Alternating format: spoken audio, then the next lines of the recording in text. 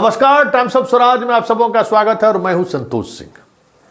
और आज हम टाइम्स ऑफ स्वराज में चर्चा कर रहे हैं। आज बीपीएससी की बैठक है। सभी सदस्यों को दोपहर बाद बैठक आयोजित की गई है, उसमें शामिल होने के लिए बुलाहट हुआ है। मतलब आर्थिक अपराध इकाई ने जो रिपोर्ट बीपीएससी को सौंपा है कि प्रश्न पत्र पूरी तौर पर लीक था, उस मामले में बैठक में निर्णय लिया जाएगा और कहा जा रहा है कि परीक्षा रद्द होगा। मतलब ये तय हो चुका है कि परीक्षा को रद्द होना है। आज उसका जो एक प्रक्रिया है, उस प्रक्रिया के तहत उस पर बैठक में मोहर लगाई जाएगी। नए जो चेयरमैन बने हैं वो कल ज्वाइन भी कर लिए हैं, उन्हीं की अध्यक्षता में आज बैठक होगी। मतलब आते आते सर मुड़ाते ओले पड़ने वाली बात हो गई उनको। खैर वो अलग सवाल है, लेकिन बड़ी बात यह है कि इस तरीके के प्रश्न पत्र लीक मामले में अभी तक 313 लोगों की गिरफ्तारी हो चुकी है, जिसमें से 288 बेऊर जेल भेजे जा चुके हैं सुबह सुबह और बाकी लोगों को भेजने की प्रक्रिया चल रही है।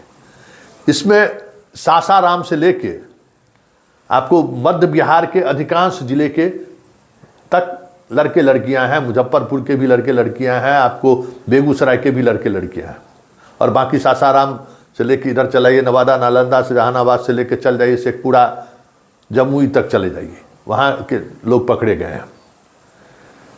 और जो गिरफ्तार हुए हैं उनसे जो पूछताछ हुई है और जितने लोगों का नाम इसमें आया है, अगर सभी लोगों की गिरफ्तारी हो जाए तो समझिए बेऊर जेल जैसा एक जेल सरकार को अलग से बनाना पड़ेगा, क्योंकि हर जिले में 8 से 10 एजेंट इसके काम कर रहे थे और वो गाड़ी भाड़ा करने से लेके उम्मीदवार से पैसे कलेक्शन से लेके सारा नेटवर्क हर जिले के इन्हीं 8 से 10 लोगों के हाथों था। पूरे बिहार में समझ जाए कि 500 से अधिक इसके कह सकते कि एजेंट थे, जो गांव-गांव में छात्रों से संपर्क करके पैसा लेके उसको कैसे कहाँ ले जाना है, ये सारी सुविधाएं कैसे मुहैया होगी, इस सब पर काम कर रहा था। अब एक एक कर पुलिस उस पर भी कार्रवाई कर रही है, उसको भी उठाने की कोशिश कर रही है। एक महत्वपूर्ण कड़ी जो गिरफ्तार हुआ है विशाल चौरसिया, जो वैशाली का रहने वाला है और इस खेल में वैशाली समस्तीपुर जिले का एक विधायक भी है, जिसके यहाँ लगातार इस गैंग के लोगों की बैठकी हो रही थी और ये मास्टरमाइंड कोई आज का नहीं है, विधायक बनने से पहले ये सारा काम ये करता रहा है।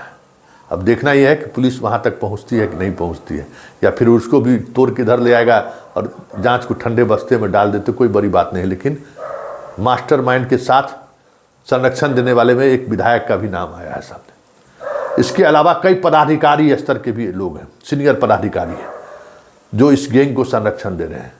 वहाँ तक पुलिस पहुँचेगी कहना मुश्किल है, क्योंकि हर अनुसंधान में ये बातें सामने आई हैं कि जब बड़ी मछलियाँ तक बात पहुँचती है तो अनुसंधान या तो ठहर जाता है या नहीं तो फिर दूसरे दिशा की तरफ मुड़ जाता है। एक आईएएस अधिकारी की गिरफ्तारी हुई थी, याद होगा, सिंघल पर अभी तक कोई कार्रवाई नहीं हुई है, देख ही रहे हैं। पिछले बार जो बीपीएससी प्रश्न पत्र लीक मामले में कई अधिकारियों पर कार्रवाई करने की बात हुई थी, कई लोगों की नियुक्ति रद्द करने की बात हुई थी, सब ठंडे बस्ते में। जांच में तेजी आई है, पूरा कह सकते हैं कि जिला की पुलिस भी इसमें लगी हुई है। लेकिन ये सारे लोग वो हैं जो मिडिल मैन भी नहीं है, बस एजेंट की तरह, जैसे एलआईसी एजेंट का काम करता है, उसी तरीके से एलआईसी एजेंट जैसा ये लोग एजेंट था, जो छात्रों को वहाँ पहुँचाया, पैसे का डील किया, सब कुछ वही किया।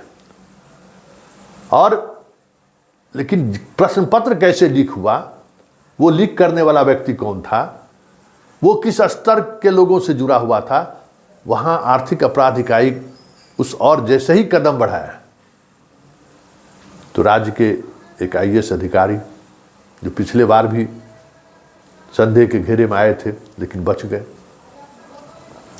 बहुत सारे ऐसे लोग हैं जो घेरे में आ रहे हैं। अब देखना ये है कि मुख्यमंत्री सचिवालय क्या कार्रवाई करने की अनुमति नैयर हसनैन खान को देता है कि नहीं देता है। क्योंकि कई मौके पर पिछले बार हमने देखा है कि एक जगह पर जाकर चीज़ें ठहर सी गई है, और इस बार जितने बड़े स्तर पर खेल हुआ है और जिस स्तर के लोग इस खेल में शामिल हैं, जो लोगों की चर्चा आपको बीपीएससी के अंदर के लोगों की जो चर्चा हो रही है, रंजीत नालंदा का रहने वाला है, पिछली बार भी इस पर आरोप लगा था, हालांकि पूछताछ के बाद पुलिस उसे छोड़ दिया। कोई स्पष्ट चीज़ें सामने नहीं आई कि उनको क्यों छोड़ा गया, उनका विभाग बदल दिया गया, लेकिन जैसे ही चीज़ें थोड़ी बदली फिर उसका पकड़ मजबूत हो गया। जब तक बीपीएससी के अंदर का ऑपरेशन नहीं होगा, हमें नहीं लगता है कि इस तरीके से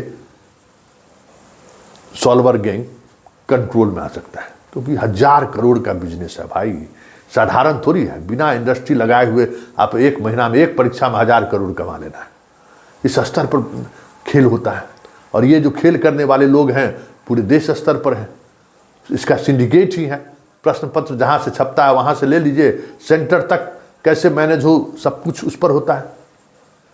अब तो सहरसा का एक स्टूडेंट ने तो हमको फ़ोन करके बताया कि चोरी करते हुए स्टूडेंट पकड़ा गया, छात्र हंगामा किया, उसको सुपुर्द कर दिया कि देखिए चोरी कर रहा है, इसके पास कैसे आ गया। और सहरसा के सेंटर पर जो रूम में जो गार्डिंग कर रहा था, सिर्फ चीट उससे ले लिया, उस पर कोई कार्रवाई नहीं किया। जरा सुनिए, उस छात्र ने हमें फ़ोन करके बताया है, उस लड़के के बारे में बताया है, लेकिन कोई कार्रवाई नहीं। जब इस स्तर पर मैनेज हो रहा है, कानून बना दीजिए, बहुत सख्त कानून बनाया गया ना, लेकिन कानून का कोई मतलब नहीं है, क्योंकि कानून तो भाई बना दिया मजबूत, लेकिन कानून को जिनको इम्प्लीमेंट करना है, जिनको अनुसंधान आगे बढ़ाना है, उनको आज़ादी ही नहीं है। तुरंत राजनीतिक दबाव उन पर बनना शुरू हो जाता है। आईएएस आईपीएस लॉबी काम करना शुरू कर देता है कि अरे हो तो गया, पकड़ा तो गया, इतना 300 जेल भेज दिया, अब काहे माथापच्ची कर रहे हो, छोड़ दो, जो है सो है। यही होता है कि दिखा गए, मीडिया भी 2-4-5 दिन हम लोग खबर चलाएंगे, फिर हो गया ठंडा अवस्था में चीज़ें चली गई, लोगों के जहन से भी बातें खत्म हो गई, और हम आप भी जो है सुनिश्चिंत हो गए। चलिए चलते चलते जरा सुन लीजिए कि सहरसा में किस तरीके से सेंटर पर चोरी कर रहा था स्टूडेंट। अगल बगल वाला स्टूडेंट हंगामा किया कि देखिए ये चोरी कर रहा है, इसके पास प्रश्न पत्र का हल कैसे आया। जो वहाँ वीक्षक थे वो कार्रवाई करने के बजाय उसका जो प्रश्न चीट था वो फाड़ के फेंक दिया। मतलब किस स्तर पर चीज़ें मैनेज थे, जरा आप भी समझिए, जरा सुनिए वो छात्र क्या कह रहा है। हाँ हेलो जी सर, प्रणाम। हाँ नमस्कार। आपका सेंटर सहरसा के किस स्कूल में था और क्या घटनाक्रम हुआ, जरा आप डिटेल्स बताइए। तो देखिए सर, मेरा सेंटर था, 1 मिनट में पूरा आपको बता रहा हूँ सेंटर का डिटेल। ये मेरा सेंटर था सर, परीक्षा भवन क्षेत्रीय कार्यालय सहरसा 4th फ्लोर पे, ठीक है। हॉल नंबर 2 में या 3 में, याद नहीं है, हॉल नंबर 2 था मेरा।